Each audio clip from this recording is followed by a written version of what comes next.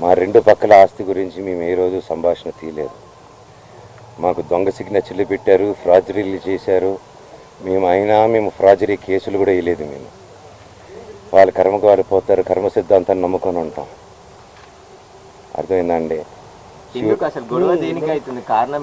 కుళ్ళు అండి. చిన్నప్పటి నుంచి నేనంటే కుళ్ళు. నా జుట్టు విష్ణు చేతికి వెళ్ళాలి, నా జుట్టు మనోజ్ జుట్టు నా చేతికి కావాలి నాయన అంటే, సరే బిడ్డ వాడి జుట్టు నీకు ఇస్తారని మాటిచ్చారు. అంతకు మించి నేను అది ఇవ్వట్లేదు. క్యాంపస్ అడిగాను, చేసే మనీ స్విండలింగ్ గురించి అడిగాను, ఆ డబ్బు విష్ణు చేసే దొంగతనాల గురించి అడిగాను, పిల్లల దగ్గర దోచుకునే దాని గురించి అడిగాను, లోకల్ ప్రజలను దోచుకునేది అడిగాను, ప్రూఫ్లు హ్యాండ్ ఓవర్ చేశాను. అన్నీ చేస్తున్నాను సార్. దయచేసి నన్ను ఎందుకు మాట్లాడే స్కోప్ ఇవ్వట్లేదు, కోర్టు ఆర్డర్ నన్ను ఎందుకు అలో చేయట్లేదు అని అడగండి. సారీ, మళ్ళీ అంటున్నారు. ఎందుకు వేయలేదంటారు? ఎన్ని రోజులు అయిపోయింది కదా.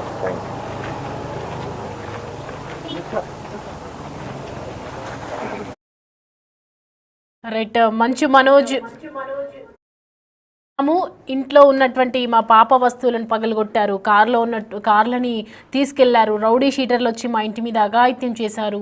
అయినప్పటికీ కూడా నాన్నకి చెప్దామని పలకరిస్తున్నా కూడా ఆయన అందుబాటులోకి రావట్లేదు అని మంచు మనోజ్ చెప్తున్నటువంటి సిచ్యువేషను.